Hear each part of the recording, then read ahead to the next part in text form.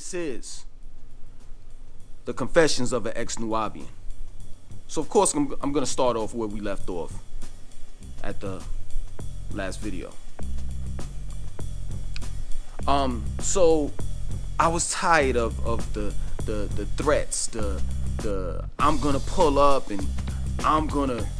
Sinetta told Young Pharaoh, he was either Young Pharaoh or General Siren Suit and Seti, for their mother to suck him off. And I was done. You know, while in the midst of that going on, you have Prince York running around talking about Dr. York is innocent, and then the ambassador z.york, that was his name. He's going around talking about he got paperwork that Dr. York is a Liberian citizen and he should be sent back to his country, Liberia. And on top of that, I don't know who organized it, who authorized it, or whatever. You have the 24 elders.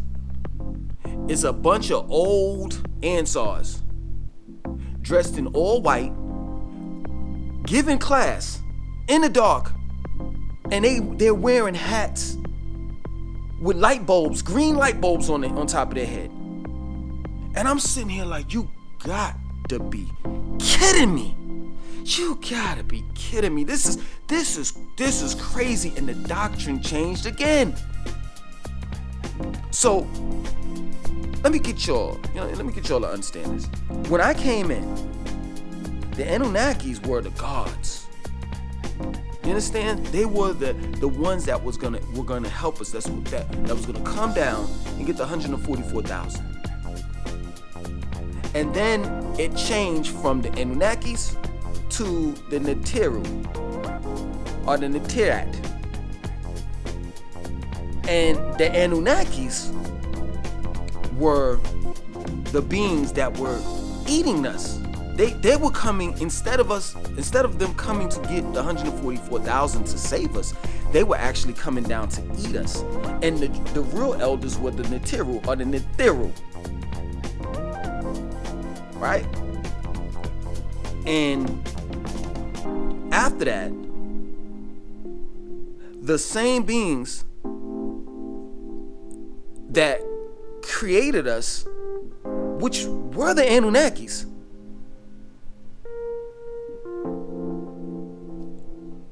now are homosexuals, meaning that the beings that came to create us were homosexuals.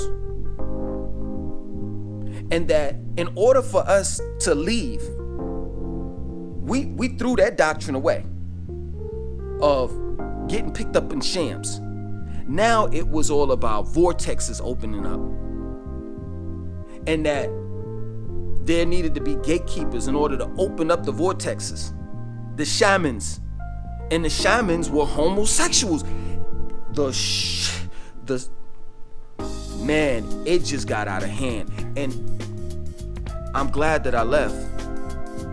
I was glad that I left when I saw all of this mess going on, man. All this mess. It was just ridiculous, man. You know, and it's no offense to no disrespect or offense towards gays. You know, you are entitled to live your life the way that you want to live it. I may not agree, but you are entitled to live your life the way that you want to live it. You know, but yeah, man, I saw as now I'm an ex-Nuwaubian now, you know what I'm saying? So I was seeing the transition, because I would keep up with them. Just keep up with the doctrine, not so much study it, but just keep up with it, meaning that I just saw the changes. And I was just sitting back and I'm like, yo, you gotta be kidding me. You know, how is it that the average Nuwaubian is not seeing the same thing that I'm seeing? But when you're a Nuwaubian, you're caught into this all mentality. I am within the all, and the all is within me. All does, I do. All can. Well, however it went, I forgot the whole mantra. But you're caught in this all ideology, meaning that you're not an individual. So you think on a collective level. You think more on a unit. So outside of that, outside of groupthink, which Dr. York implied in his doctrine, you'll be labeled as an agent if you had your own mind, if you question things. They will say that you're an agent. They will say that you were a black devil because you question certain things. So therefore, when you're inside the doctrine, whatever comes to you in a form of a book, a lecture, whether it's CD, DVD of Pops, or rather Dr. York, you accept any and everything that he says. And it's just that plain and simple. Now, some Nuwaubians will swear up and down that that's a lie. That is not a lie. There are a small group of Nuwaubians that disagree with certain things, but for the most part, they accept damn near 90% of what Dr. York says. So I'm seeing this and I'm like, wow, man, I gotta walk away. And for the first time in my life,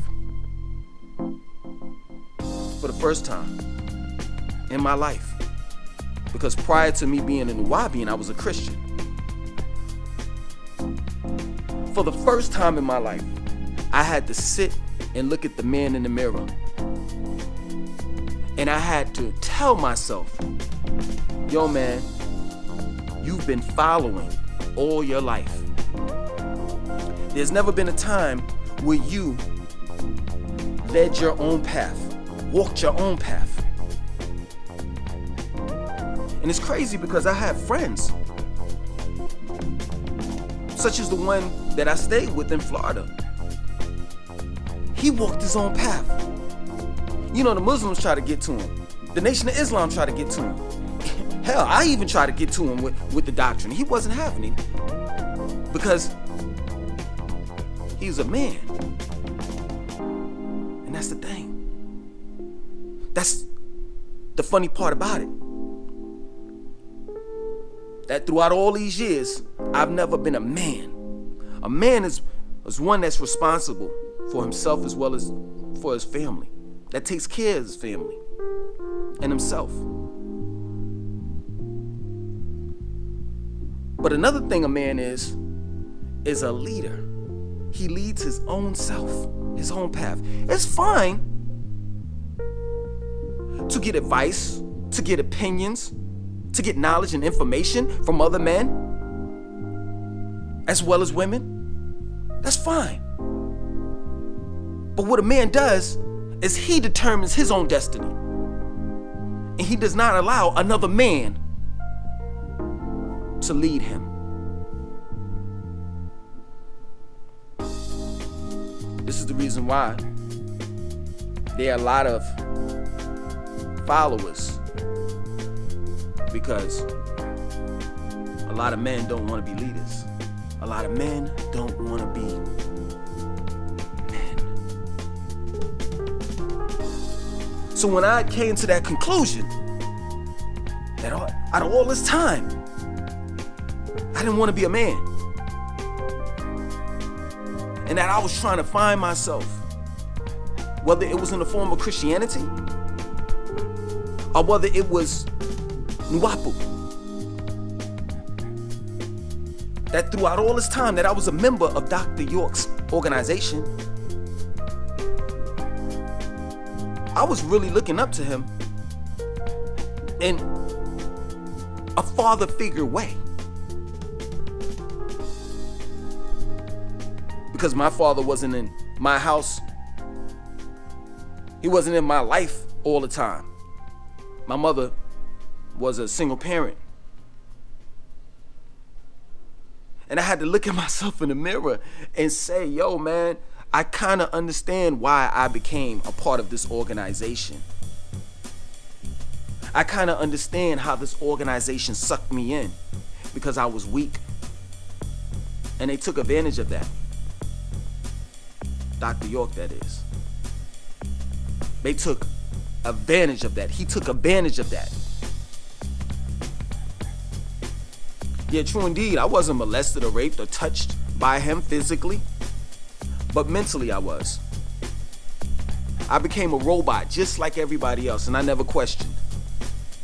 I did question the Christians. I did, because Dr. York put out the book, 360 questions that ask a Muslim, 360 questions that ask a Hebrew Israelite, 360 questions that ask a Christian. I did question those religions and those ways of lives and organization outside of mine. But when it came to Nuwaubian and Nuwaubian nation, I never questioned at all. Excuse me.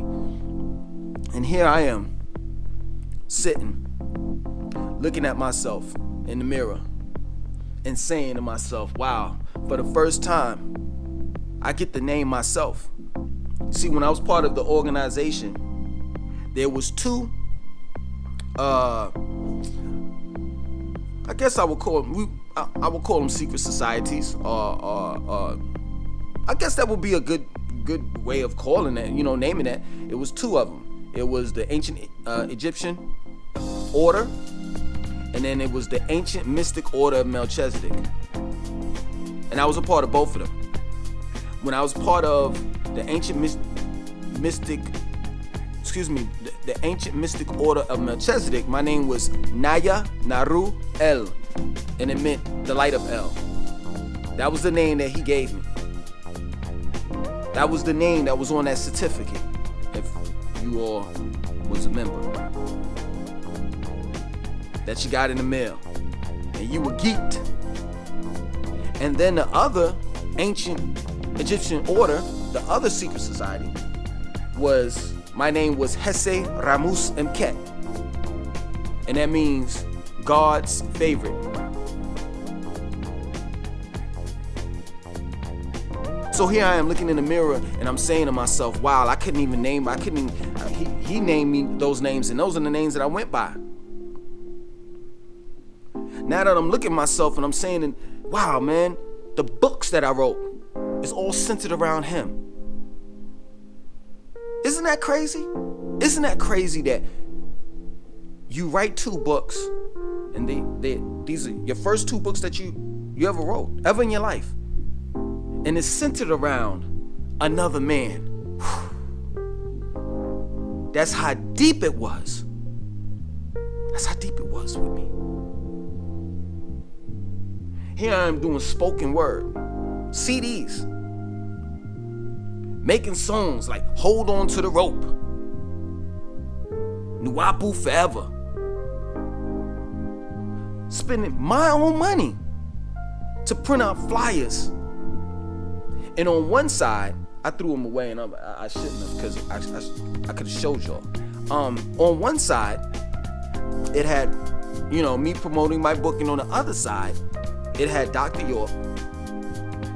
York's image on it, and the information about him being innocent, and he's a Liberian citizen, and how he created the land Tamaray, and he created this language Nuwaubic, and all of that. Here I'm looking in the mirror, and I'm saying, for the last 20 years,